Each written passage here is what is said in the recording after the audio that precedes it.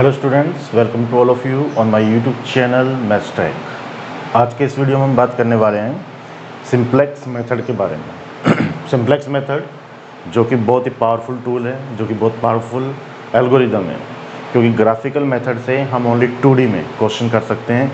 ये 2D का मतलब ये होगा कि हमारे पास कुछ भी अननोन है, x1 x2, तो ओनली 2 अननोन अगर हमें गिवन हो तभी हम ग्राफिकल मेथड को यूज़ करेंगे।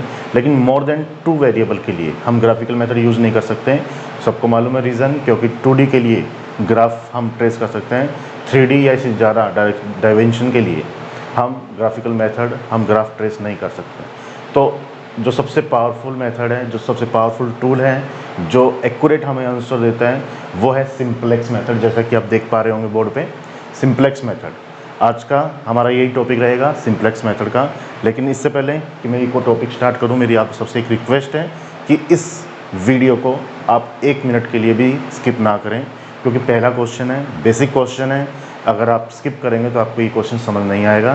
तो इस वीडियो को लास्ट तक पूरा देखें, ठीक है। अब देखिए, क्वेश्चन मैंने सामने लिखा हुआ, प्रॉब्लम जो है मैंने बोर्ड पे शो की हुई है। हालांकि ये प्रॉब्लम भी क्या है, 2D में है। आप इस क्वेश्चन को भी ग्राफिकल मेथड से सोल्व कर सकते हैं, लेकिन अभी मैं इनिशियली थोड़ा इजी वे में लेके चलना चाह रहा हूँ, इसलिए मैंने इस 2D को क्वेश्चन को ही लिया फिर से, जिसको मैं सिंप्लेक्स मेथड से सोल्व कर रहा हूँ। चाहे तो आप इसको ग्राफिकल मेथड से भी सोल्व कर लेना, लेकिन जो हमारा आंसर आएगा वो ये और सिंप्लेक्स मेथड से, ग्राफिकल मेथड से और सिंप्लेक्स मेथड से इसका आंसर सेम आएगा। ठीक है स्टूडेंट्स, तो करते हैं स्टार्ट आज का ये क्वेश्चन। देखिए, जो हमारी प्रॉब्लम्स हैं, प्रॉब्लम है वो क्या है, maximum z is equal to 6x1 plus 8x2 subject to 30x1 plus 20x2 less than equals to 300, 5x1 plus 10x2 less than equals to 100 and x1 x2 is greater than equals to 0। अब जैसे कि हमने graphical method को जब solve किया था तब हमने क्या किया था, ये अनइक्वलिटी को इक्वलिटी में चेंज किया था। तो वैसे हमें यहाँ पे भी करना है, लेकिन हमने ग्राफिकल मेथड में डायरेक्ट यहाँ इस साइन को हटा करके इक्वल में शो कर दिया था। लेकिन हमें यहाँ डायरेक्ट नहीं करना है, हमें यहाँ 2 वेरिएबल को इंट्रोड्यूस करना पड़ेगा। यह डिपेंड करता है कि हम कौन सा वेरिएबल इंट्रोड्यूस कब करेंगे। 2 वेरिएबल जिसका नाम है, फर्स्ट वेरिएबल का नाम है स्लैक वेरिएबल, और सेकंड वेरिएबल है surplus. Slack variable, surplus variable, ये दोनों का यूज क्या है। सबसे पहली बात, इन दोनों का यूज है इस अनइक्वलिटी को इक्वलिटी में चेंज करने के लिए। जब भी हम अनइक्वलिटी को सिंप्लेक्स मेथड में इक्वलिटी में चेंज करेंगे तो इन दोनों में से किसी एक की हेल्प हमें लेनी है। अब स्लैक वेरिएबल और सरप्लस वेरिएबल, इनकी हेल्प कैसे लेंगे, जब इक्वेशन लेस देन है, जैसे कि ये दोनों इक्वेशन है, लेस देन इक्वेशन है, इसका मतलब क्या हुआ कि लेफ्ट हैंड साइड की जो वैल्यू है वो लेस देन है राइट हैंड साइड से। तो हमें इसको इक्वल करना है, यानी बैलेंस करना है। बैलेंस करने के लिए क्या होगा, यहाँ हमें कुछ ना कुछ ऐड करना होगा, तो वो क्या हो जाएगा, इसके इक्वल हो जाएगी। अगर कोई चीज़ कम है और कोई चीज़ ज़्यादा है तो हम इसमें कुछ ना कुछ ऐड करेंगे तभी वो इसके बराबर आएगा। तो उस जो चीज़ हम ऐड करेंगे, उस जो ऐड करने की जो नाम है उसका नाम है स्लैक, तो उसको हम बोलेंगे स्लैक वेरिएबल। और अगर मान लीजिए ये ग्रेटर देन होता इससे, तो ये चीज़ बड़ी होती लेफ्ट हैंड साइड की, और राइट हैंड साइड की चीज़ छोटी रहती।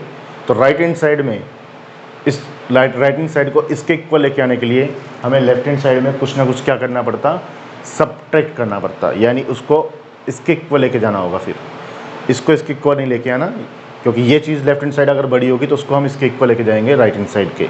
तो उसमें से कुछ ना कुछ हमें सबट्रैक्ट करना होगा, तभी वो उसके इक्वल आएगा। तब जो सबट्रैक्ट हम करेंगे जो वेरिएबल, उस वेरिएबल को हम करेंगे सरप्लस। ध्यान रखना, ऐड जब भी करेंगे, जो वेरिएबल हम ऐड करते हैं उसका नाम है स्लैक, और जिसको हम सबट्रैक्ट करेंगे वो है सरप्लस। अगर याद नहीं है, अगर नहीं होता तो आप देख लीजिए, जहाँ प्लस आ रहा है उसको हम नेगेटिव करेंगे, ऑपोजिट। जिसमें प्लस यूज़ हो रहा है उसके लिए हम माइनस, और जो स्लैक है वो पॉजिटिव। क्लियर है। अब इनका जो नोटेशन है उसको हम एस से शो करेंगे क्योंकि दोनों एस हैं, S for select, S for surplus, तो दोनों को हम एस से ही डिनोट करेंगे। तो करते हैं कैसे, maximum Z 6x1 plus 8x2 as it is subject to 30x1 plus 20x2। अब हमें कुछ ना कुछ ऐड करना है तो ये टर्म्स इक्वल हो जाएगी। तो हम फर्स्ट रो में जब सिलेक्ट वेरिएबल यूज़ करेंगे, फर्स्ट रो में कर रहे हैं तो हम लिखेंगे S1 इज इक्वल्स टू 300। अब ये इसके इक्वल हो गया क्योंकि हमने इसको इसमें कुछ ना कुछ ऐड कर दिया तो ये इक्वल हो गया। सेकेंड है 5x1 प्लस 10x2। अब ये सेकेंड रो है, सेकेंड रो में जब सिलेक्ट वेरिएबल यूज होगा तो सेकेंड का मतलब S2 होगा, तो हम लिखते हैं S2 इज इक्वल्स टू 110। यहाँ तक क्लियर। अब देखिए प्लस S1 है लेकिन मैंने इक्वल जो है थोड़ा सा डिस्टेंस से थोड़ी सी दूरी पे लिखा है। क्यों? क्योंकि S1 जहाँ पे यूज़ हो गया उसमें S2 तो आएगा ही नहीं, तो उसमें S2 क्या रहेगा, 0 रहेगा। और जहाँ S2 यूज़ हो रहा है तो वहाँ S1 का कोई काम नहीं है, तो वहाँ पे S1 क्या रहेगा, 0 रहेगा। क्लियर। फिर अब यहाँ देखिए फिर से, यहाँ वेरिएबल क्या है, x1 x2, तो मैक्सिमम जेड में भी यूज़ हो रहा है x1 x2। लेकिन इसके अलावा अब हमारे पास जो नए वेरिएबल आ गए वो क्या आ गए, S1 और S2, तो इन दोनों को भी हमें यहाँ अब शो करना होगा। लेकिन अब इसकी इनिशियल कॉस्ट हम क्या लें, देखिए x1 की इनिशियल कॉस्ट है 6, x2 की इनिशियल कॉस्ट है 8, लेकिन S1 S2 की हम इनिशियल कॉस्ट क्या लें, तो हम इसकी हमेशा इनिशियल कॉस्ट 0 लेंगे। 0 S1 0 S2, 0 ही क्यों लेंगे। अब 0 का क्या रीज़न है, 0 का रीज़न ये है कि कोई भी कंपनी का जो कॉस्ट आ रही है 6 और 8 इनिशियल कॉस्ट जो वो शो कर रहा है इसके थ्रू, तो हमारा काम ये है कि हमें जो भी आर्टिफिशियल, जो भी हम अपनी साइड से मेथड के जो भी वेरिएबल यूज़ कर रहे हैं उसकी कॉस्ट इतनी कम हो कि कंपनी पे कोई इफ़ेक्ट नहीं पड़े, कंपनी की कॉस्ट पर कुछ भी इफ़ेक्ट नहीं पड़े, इसलिए हम उसको लेंगे 0। क्लियर हो गए यहाँ तक। और लास्ट जो x1 और x2 है वो ग्रेटर देन इक्वल्स टू 0 है। तो इस तरह से हमें कन्वर्ट करना है सबसे पहले अनइक्वलिटी को इक्वलिटी में। हुआ क्लियर कुछ। अब चलते हैं हम फर्दर सॉल्यूशन की ओर। फर्दर सॉल्यूशन के लिए हम जो फर्दर सॉल्यूशन है उसको हम क्या कहेंगे, उसको हम बोलेंगे इटरेशन मेथड या इटरेशन टेबल या ऑप्टिमाइजेशन टेबल, जैसा भी। तो अब इसकी हमें क्या करनी है, हमें यहाँ पे टेबल बनानी है। तो टेबल बना लेते हैं हम।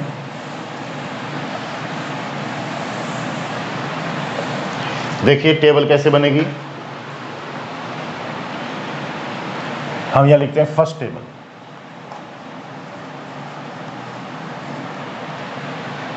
अब टेबल में क्या क्या चीज़ें यूज होगी, कैसे कैसे यूज होगा, ये आपको याद भी रखना है और समझना भी है।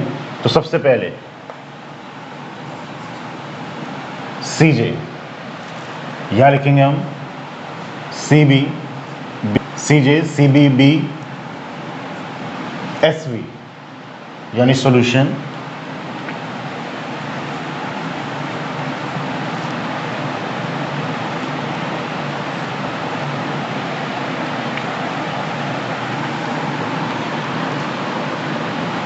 CB। सबसे पहले बात करते हैं CJ की। CJ क्या चीज़ है, CJ यानी C का मतलब कॉस्ट, इनिशियल कॉस्ट किसकी, जो भी मैक्सिमम या मिनिमम में जो वेरिएबल्स हैं उनकी, यानी इनिशियल कॉस्ट क्या है, x1 की 6, x2 की कितनी है 8, s1 की क्या है 0 और s2 की क्या है 0। तो ये इनिशियल कॉस्ट है सभी की। B का मतलब बेसिस यानी जो भी हमारे पास बेसिस में वैल्यूज़ है, वेरिएबल्स हैं, तो वो वेरिएबल्स क्या क्या हैं, बेसिस क्या चीज़ है, ये सब बेसिस है, इक्वल के साइन को हटा करके यहाँ तक ये जो चीज़ है ये बेसिस है, इसको हम बोलते हैं बेसिस। तो इसमें जो भी वेरिएबल्स यूज़ हो रहे हैं वो यहाँ हम लिखेंगे। तो वेरिएबल्स कौन कौन से यूज़ हो रहे हैं, x1 x2, s1, s2, ये 4 वेरिएबल यूज हो रहे हैं। इन सब की इनिशियल कॉस्ट क्या है वो हम यहाँ लिखेंगे 6, 8, 0 एंड 0, ये इन सब की इनिशियल कॉस्ट है। SV यानी सॉल्यूशन यानी जो कि हमें इक्वल में जो कांस्टेंट्स गिवन है वो हम यहाँ पे लिखते हैं, जो भी इक्वल में कांस्टेंट गिवन है। तो ये आ रहा है 300 और हमारे पास सेकंड है 110। क्लियर। B का मतलब बेसिस कौन कौन से हैं।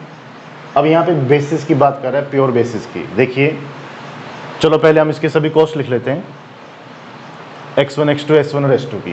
फर्स्ट रो में यानी फर्स्ट इक्वेशन की जो भी कॉस्ट आ रही है वो इसके नीचे लिख देंगे।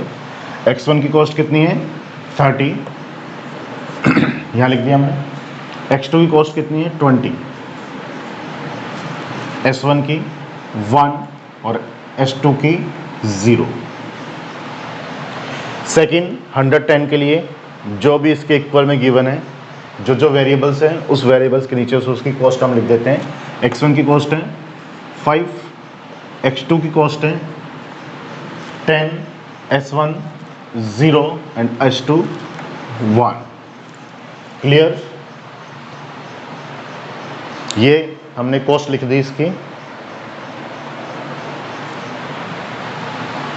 अब बेसिस का मतलब ये जो बेसिस है यहाँ पे कौन कौन से वेरिएबल्स होंगे, ये कौन कौन से वेरिएबल्स यहाँ हम कंसिडर करेंगे। यहाँ तो हमारे पास कंप्लीट वेरिएबल होंगे, लेकिन यहाँ हमें वही वेरिएबल यूज़ करने हैं जो आइडेंटिटी मैट्रिक्स कंसिडर कर रही है। ये आइडेंटिटी मैट्रिक्स है ना 1 0 0 1। तो यहाँ देखिए इस रो में आइडेंटिटी मैट्रिक्स का 1 कहाँ आ रहा है, यहाँ आ रहा है। इसके ऊपर क्या है s1 है, तो यहाँ आएगा s1। सेकेंड रो में आइडेंटिटी मैट्रिक्स का 1 कहाँ है, ये रहा। और यहाँ पर इसके लिए वेरिएबल क्या है s2, तो s2। अब कॉस्ट ऑफ बेसिस यानी इसी बेसिस की इनिशियल कॉस्ट क्या है, s1 की इनिशियल कॉस्ट क्या है 0 और s2 की इनिशियल कॉस्ट कितनी है 0, तो वो आ जाएगी यहाँ पे। क्लियर। ये आपको ध्यान भी रखना है, याद भी रखना है। टेबल का जो फॉर्मेट है वो आपको याद रखना है। सबसे पहले CJ initial cost of company की इनिशियल कॉस्ट है ये, जो कि हमें मैक्सिमम या मिनिमम में गिवन होगी, वो हमने लिख दिया। जो भी वेरिएबल हम ऐड और सब्ट्रैक्ट करेंगे उसकी इनिशियल कॉस्ट हमें 0 लेनी है, तो वो उसकी कॉस्ट आ गई। यहाँ जो भी इक्वल के जो भी कांस्टेंट हमें गिवन होगा वो यहाँ आएगा SV के लिए। बेसिस में आएगा जो कि आइडेंटिटी मैट्रिक्स बनेगी हमारी, और इसकी जो भी स्लैक या सरप्लस वेरिएबल उसकी इनिशियल कॉस्ट जो हम लेके चलेंगे वो यहाँ आएगी। अब देखिए सबसे पहला क्वेश्चन क्या होगा यहाँ पे, क्या ये जो आइडेंटिटी मैट्रिक्स बन रही है यहाँ, ये हर क्वेश्चन में बनेगी। जो भी हमारा एल्गोरिदम है वो आइडेंटिटी मैट्रिक्स पे ही यूज़ होगा। आइडेंटिटी मैट्रिक्स पे ही क्यों यूज़ होगा, क्या रीज़न है कि आइडेंटिटी मैट्रिक्स बन रही है और आइडेंटिटी मैट्रिक्स पे ही यूज़ हो रहा है। देखिए स्टूडेंट्स, हम जानते हैं कि कोई भी काम अगर हम इंडिपेंडेंटली करें, यानी हम किसी के भी ऊपर अगर हम डिपेंड नहीं हो और हम इंडिपेंडेंटली काम करें, तो मे भी हमारा काम बहुत जल्दी और बहुत अच्छे से पूरा होगा। अगर हम किसी पे डिपेंड रहते हैं तो हो सकता है कि हमारा काम लेट भी हो जाए। अब यहाँ इंडिपेंडेंट और डिपेंडेंट का क्या मतलब है, जो आइडेंटिटी मैट्रिक्स होती है वो हमेशा इंडिपेंडेंट होती है। आइडेंटिटी मैट्रिक्स का डिटर्मिनेंट कभी भी 0 नहीं आता, इसलिए आइडेंटिटी मैट्रिक्स क्या होती है, इंडिपेंडेंट होती है। अब एक एग्जांपल लेते हैं डिपेंडेंसी और इंडिपेंडेंसी का, कि क्या है, हम इंडिपेंडेंसी को क्यों यूज़ करना चाह रहे हैं। देखिए अगर कोई फर्म है जिसमें कुछ ना कुछ प्रोडक्शन हो रहा है खाने पीने की चीज़ों का, हम एक सपोज कर लेते हैं कि सरस डेयरी, एक डेयरी है हमारे जो कि जहाँ पे दूध बनता है, और वो उस मिल्क को ट्रांसपोर्ट के थ्रू अदर सिटीज़ में डिलीवर कर रहे हैं। अब वो किस पे डिपेंड है, वो ट्रांसपोर्ट पे डिपेंड है। यानी जब ट्रांसपोर्ट होगा, ट्रक होगा, जो भी होगा, उसमें जब वो लोड करेंगे उसके बाद वो क्या होगी, आगे डिलीवरी होगी, तो वो डिपेंडेंट है उस पर। अब उसको रिस्क उतना ही ज़्यादा होगा जितना कि वो किसी पे डिपेंड रहेगा। क्या रिस्क होगा, सपोज़ अगर कभी हो सकता है कि ट्रांसपोर्ट की स्ट्राइक हो गई, ट्रांसपोर्ट वालों की स्ट्राइक हो गई, यूनियन की स्ट्राइक कर दी उसने, तो क्या होगा अगर 3 दिन 4 दिन वो स्ट्राइक रही तो जो मिल्क प्रोडक्ट्स हैं वो उस ट्रक में जो लोड हो चुके हैं वो 3-4 दिन में ख़राब हो जाएंगे। तो इससे नुकसान या लॉस किसका होगा? कंपनी का होगा। तो जितना आप डिपेंड करोगे किसी भी पर्सन पे उतना आपका रिस्क फैक्टर बढ़ेगा। तो हम क्या करते हैं, हम इंडिपेंडेंसी को चाहते हैं ताकि हम अपनी तरफ से कंप्लीट वर्क रखें, हम किसी पे डिपेंड नहीं हैं। और इंडिपेंडेंसी जो शो करती है वो करती है आइडेंटिटी मैट्रिक्स। आइडेंटिटी मैट्रिक्स क्या होती है? इंडिपेंडेंट होती है क्योंकि उसका डिटर्मिनेंट कभी भी 0 नहीं आता। और इसी के एल्गोरिदम से ही हम इसका सॉल्यूशन फाइंड करेंगे। क्लियर है? टेबल क्लियर है? ये सब कुछ आपको याद रखना है कि पहले CJ आएगा, then CB, B, SV, X1, X2, X और जितने भी यहाँ पे अगर मान लो X3 वेरिएबल होता तो यहाँ X3 भी आता, तब उस कंडीशन में हमारे पास ये S1 S2 के बाद S3 भी आता। तो जितने वेरिएबल्स हैं वो सब यहाँ लिखेंगे, उन सब की इनिशियल कॉस्ट लिखेंगे और जो नीचे इक्वेशन में उसकी वैल्यूज़ दी हुई है वो सब हम यहाँ लिखेंगे। अब इसमें कैलकुलेशन कैसे करनी है देखिए।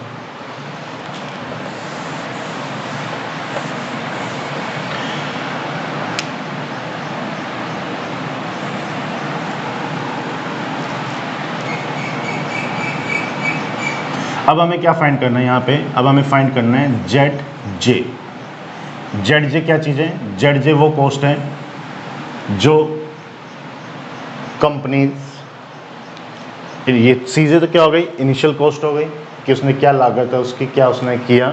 और ZJ वो एक एस्टिमेट कॉस्ट है, वो ये देखना चाह रहे हैं कि हमारी कॉस्ट कितनी हमें यूज़ करनी पड़ेगी, हम उसको कैसे, मतलब कि एस्टिमेट कॉस्ट है ZJ, वो ये चाह रहा है, वो देखना चाह रहा है कि कितनी कॉस्ट हमें और लगानी होगी या हमें कितना फ़ायदा हो सकता है।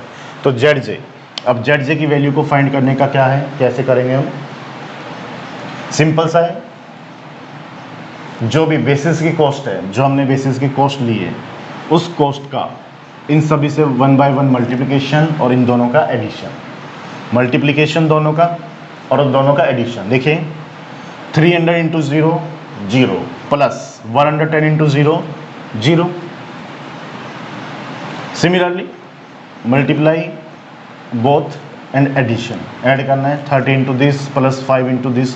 तो अब फिलहाल क्या इनिशियल कॉस्ट 0 है तो ये सब 0 ही आएगा, 0 0 0। 20 into 0 plus 10 into 0, 1 into 0 plus 0 into 0, 0 into 0 plus 0 into 1, तो ये सब 0 आ गया। फाइनल कॉस्ट है, final cost sorry first table है। फर्स्ट टेबल में जब इनिशियल कॉस्ट हम 0 लेके चलें तो उसमें कुछ ज़्यादा इफेक्ट होगा ही नहीं, जो कंपनी के पास जो इनिशियल कॉस्ट है वही शो होगी।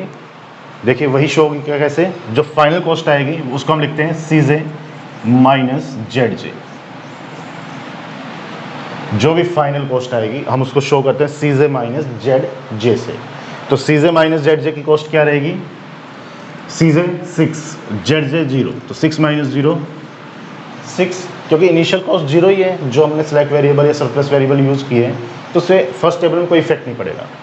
8 माइनस 0 8, 0 माइनस 0 0, 0 माइनस 0 0, ये CJ ये ZJ, CJ minus ZJ 6 minus 0 8 minus 0 0 minus 0 0 minus 0। Clear?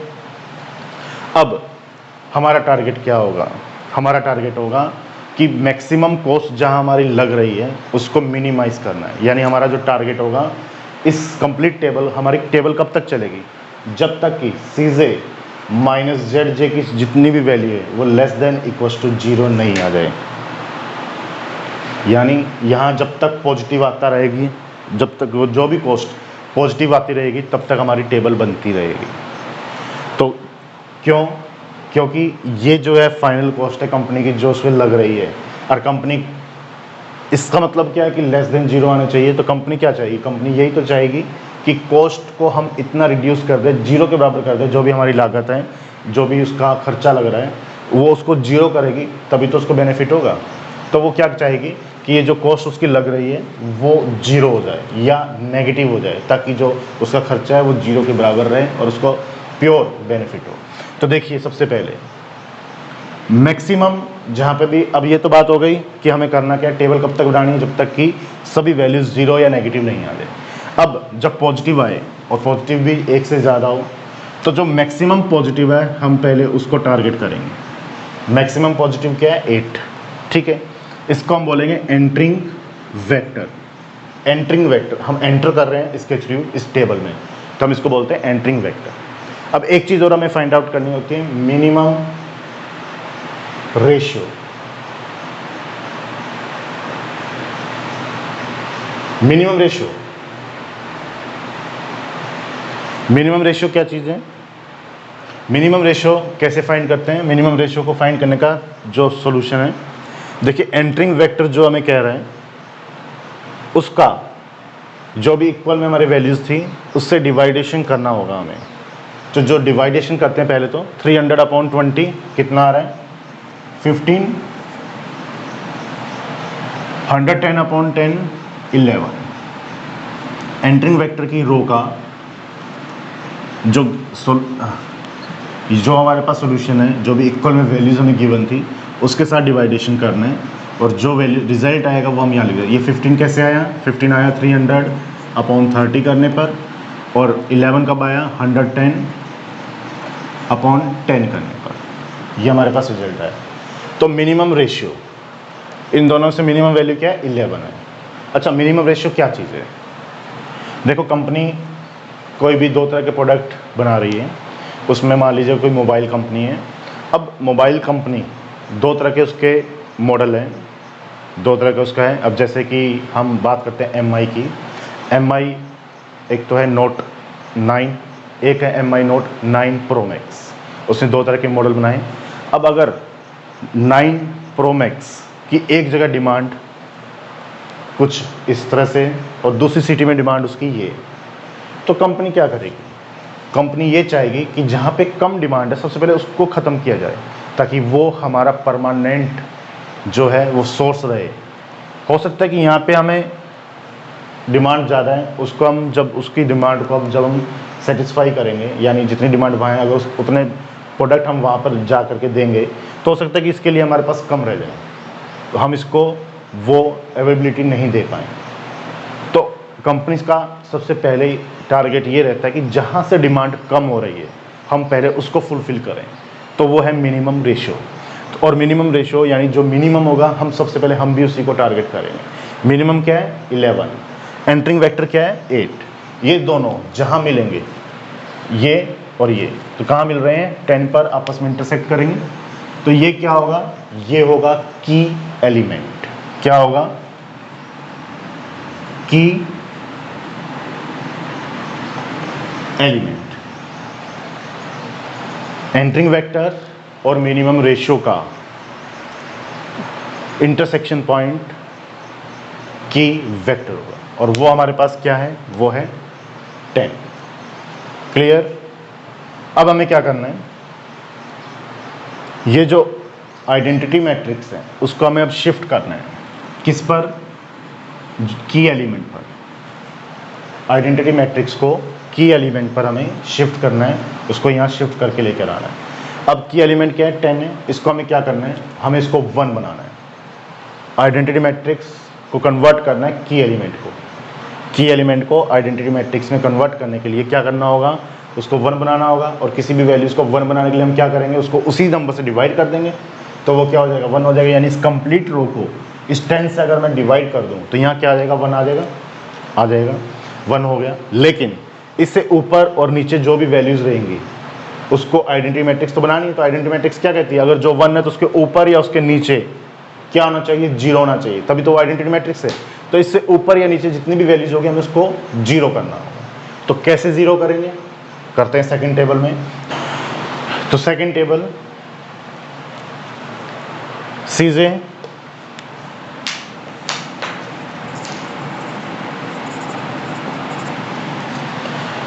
6800 as it is, जो भी बेसिस में वेरिएबल्स हैं वो as it is x1 x2 s1 s2। अब देखिए सबसे पहले हमें करना क्या है? इसको 1 बनाना है। इसको 1 बनाने के लिए हमें इस कंप्लीट को 10 से डिवाइड करना होगा, तो हम कर देते हैं। 110 को 10 से डिवाइड किया, कितना आ गया? 11। 5/10 दैट इज़ 1/2। 5 को 10 से डिवाइड करेंगे तो 1/2। 10 को 10 से डिवाइड किया 1, 0/10 0 और 1/10 तो 1/10। इसको आप फ्रैक्शन वैल्यूज़ में लिखोगे, पॉइंट्स में नहीं लिखोगे। 11 1/2 1 0 1/10। क्लियर। अब ये तो हो गया 1, लेकिन इससे ऊपर जो वैल्यू है उसको हमें क्या करना है, 0 करना है। अब 0 कैसे करेंगे, देखिए आप, इससे ऊपर क्या है 20, तो इसको 20 हमें 20 में चेंज करना होगा और फिर इसको सब्ट्रैक्ट करेंगे तब वो ऊपर 0 हो जाएगा। यानी इससे ऊपर जो भी वैल्यू होगी इसे उस वैल्यू में कन्वर्ट करना होगा with the help of multiplication. अगर यहाँ 40 होता तो इसको मैं 4 से मल्टीप्लाई करता, यहाँ 30 होता इसको 3 से मल्टीप्लाई करता, यहाँ 20 है तो मैं क्या करूँगा, इसको 2 से मल्टीप्लाई करूँगा सबसे पहले। जब इस कंप्लीट रो को 2 से जब मैं मल्टीप्लाई करूँगा तो वैल्यूज़ क्या आएंगी वो देख लीजिए।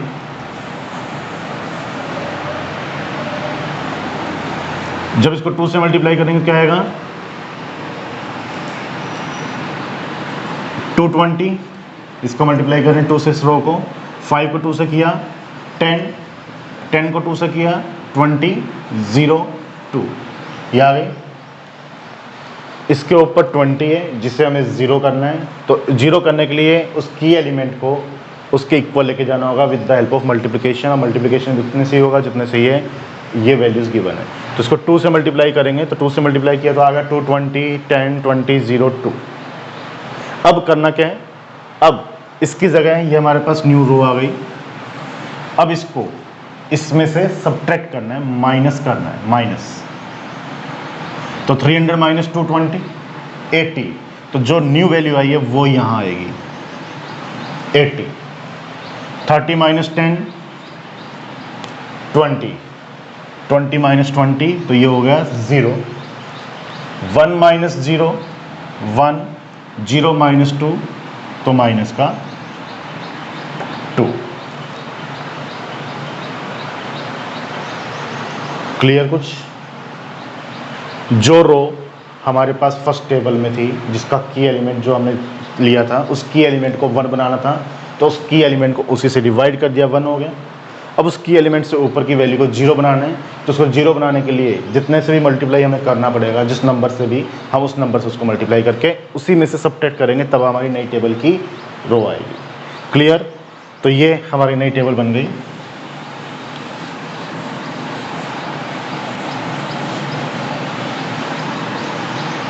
अब फिर से वही कैलकुलेशन। अब देखिए, बेसिस में मैंने बताया था कि जो आइडेंटिटी मैट्रिक्स का 1 होगा उसके ऊपर जो वेरिएबल होगा वो वेरिएबल यहाँ कंसीडर होंगे। इस रो में आइडेंटिटी मैट्रिक्स का 1 क्या है, यहाँ पे इसके ऊपर वेरिएबल क्या है S1, और S1 की इनिशियल कॉस्ट कितनी है 0। सेकेंड रो में आइडेंटिटी मैट्रिक्स का 1 अब कहाँ शिफ्ट हो गया, यहाँ, जिसका वेरिएबल क्या है x2, और इनिशियल कॉस्ट x2 क्या है 8। तो S2 की जगह हमारे पास अब आ गया x2, यानी फर्स्ट टेबल में एंटरिंग वेक्टर क्या था, आपको देखा हो तो एंटरिंग वेक्टर था 8, जो कि क्या था x2। तो इसका मतलब सिंपल सा है कि एंटर हुआ x2 और जो बाहर जाएगा वो जाएगा S2। अब फिर से चीज़ें ZJ हम फाइंड कर लें। ZJ कैसे आएगा, this into this plus this into this, तो 0 इंटू 80 0, 8 इंटू 11 88, फिर 0 इंटू 20 0, 8 इंटू 1/2 4, अगेन 8 इंटू 1 8, क्योंकि इससे तो 0 ही हो जाएगा सब, 8 इंटू 0 0, एंड 8 इंटू 8/10, या फिर 8/10 को मैं लिख सकता हूँ 4/5। क्लियर। अब final cost CJ minus ZJ। Final cost क्या है, final cost CJ minus ZJ। 6 minus 4 2, 8 minus 8 0, 0 minus 0 0, और 0 माइनस ये करेंगे तो ये नेगेटिव आएगा, तो नेगेटिव। अब देख लीजिए हमें क्या चाहिए, CJ माइनस ZJ 0 या नेगेटिव, लेकिन एक वैल्यू अभी भी है जो पॉजिटिव है, वो है 2। तो अब की बार एंटरिंग वेक्टर क्या होगा, 2 होगा, यानी x1 होगा, और डिपार्चिंग वेक्टर क्या होगा, वो मिनिमम रेशियो में बताएगा। तो मिनिमम रेशियो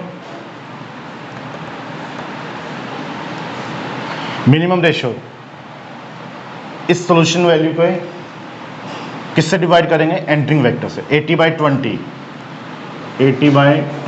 दैट इज 4, 11/1/2 11/1/2 तो 22। तो मिनिमम रेशियो क्या आ रहा है, 4।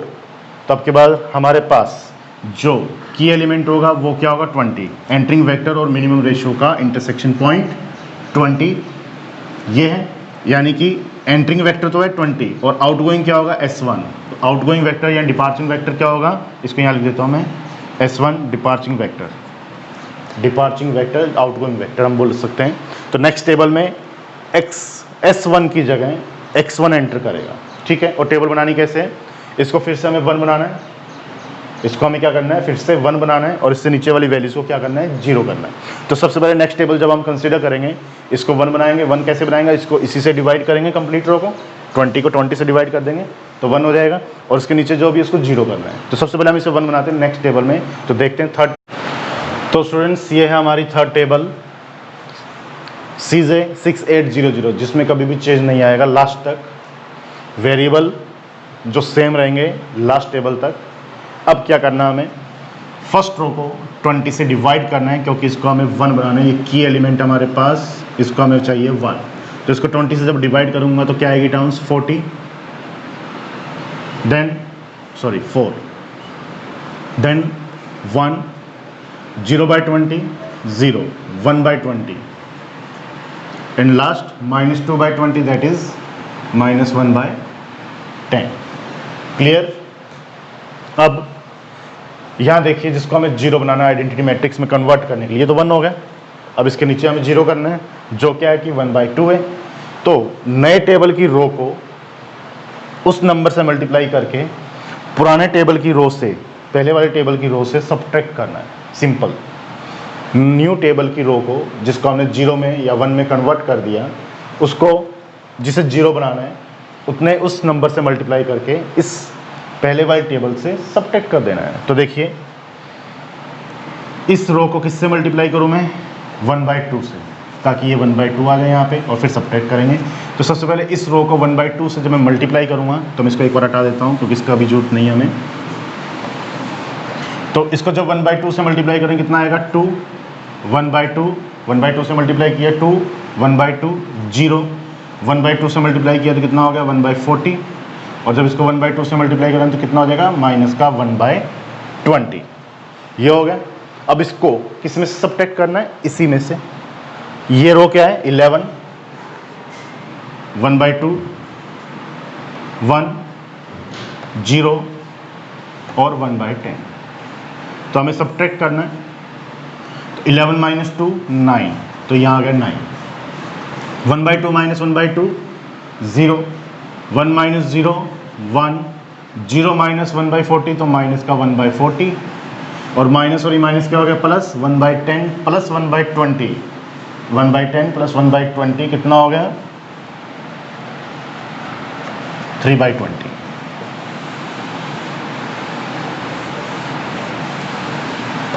ये वैल्यू आ गई। अब बेसिस में कौन से वेरिएबल्स आएंगे, जो आइडेंटिटी मैट्रिक्स होगी।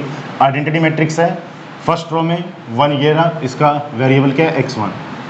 मैंने बताया था एंटरिंग वेक्टर क्या हो रहा है हमारे पास, एंटर हो रहा है x1, और डिपार्चिंग क्या होगा, s1। तो s1 की जगह x1 आएगा ही आएगा, जो कि हमने टेबल में बता दिया था।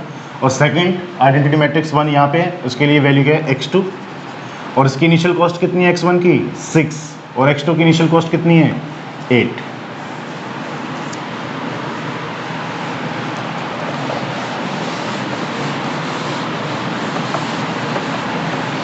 अब वही फिर से कैलकुलेट करना हमें, क्या, ZJ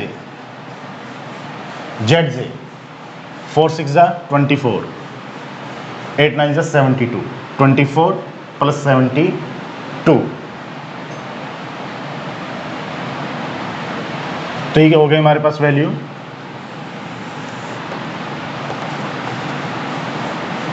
96। 24 और 72 96। 6 इंटू 1 6, 8 इंटू 1 8, क्योंकि 6 इंटू 0 0 हो जाएगा। इन दोनों का एडिशन करना हमें मल्टीप्लाई करके, इनका इन दोनों से multiplication then addition 8। 6 plus 0 plus 8 plus 1, फिर ये 6 प्लस 6 इंटू 1/20, तो कितना रह जाएगा? 6 इंटू 1/20 का मतलब 2 3 ज़ा 6 एंड 3/10 माइनस 8 बाई, तो ये आ जाएगा 1/5। तो ये वैल्यू कितनी रह गई? 1/10।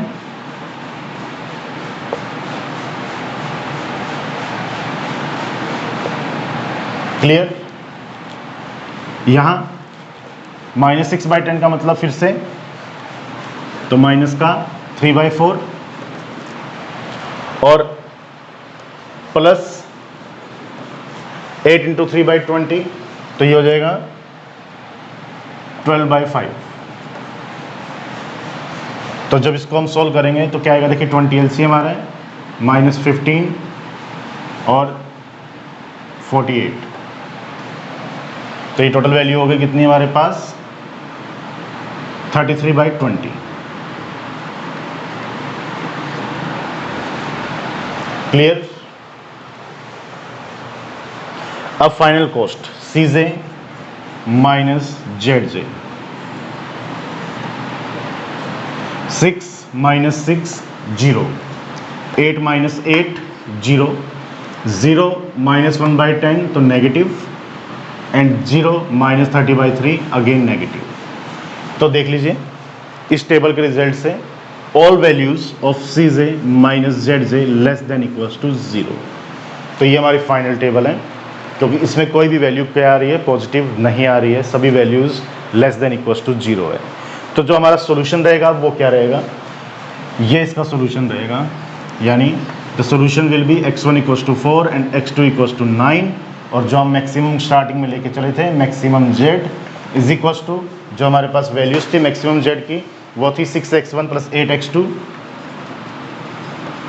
यहाँ वैल्यूज हम पुट कर देते हैं, तो मैक्सिमम Z हमारे पास आ जाएगा 24 प्लस 72 दैट इज 96। तो ये हमारे पास आंसर आ जाएगा। क्लियर? टाइप ऑफ सॉल्यूशंस, दोनों वैल्यूज पॉजिटिव है, फिजिबल सॉल्यूशन तो होगा ही होगा, ऑप्टिमाइज भी कर रहे हैं, ऑप्टिमम भी होगा, तो टाइप ऑफ सॉल्यूशन हो जाएगा। और नॉन डिजनरेट है, कोई भी वैल्यू 0 नहीं है, तो feasible non degenerate feasible optimum solution. Type of solution non degenerate optimum या feasible optimum solution. Non degenerate feasible solution भी लिख सकते हो, फिजिबल ऑप्टिमम सॉल्यूशन भी लिख सकते हो, क्योंकि ऑप्टिमाइज कर रहा है आंसर को, तो ये आंसर है। तो स्टूडेंट आज एक ही क्वेश्चन, अगर आपको इस क्वेश्चन में 10% भी अगर क्लियर हुआ है तो ठीक है, कोई टेंशन की बात नहीं है। जैसे जैसे हम क्वेश्चंस को करेंगे वैसे वैसे ये मेथड जो है वो तो आपको याद ही हो जाएगा और आपको और भी क्लियर होता जाएगा। Thank you.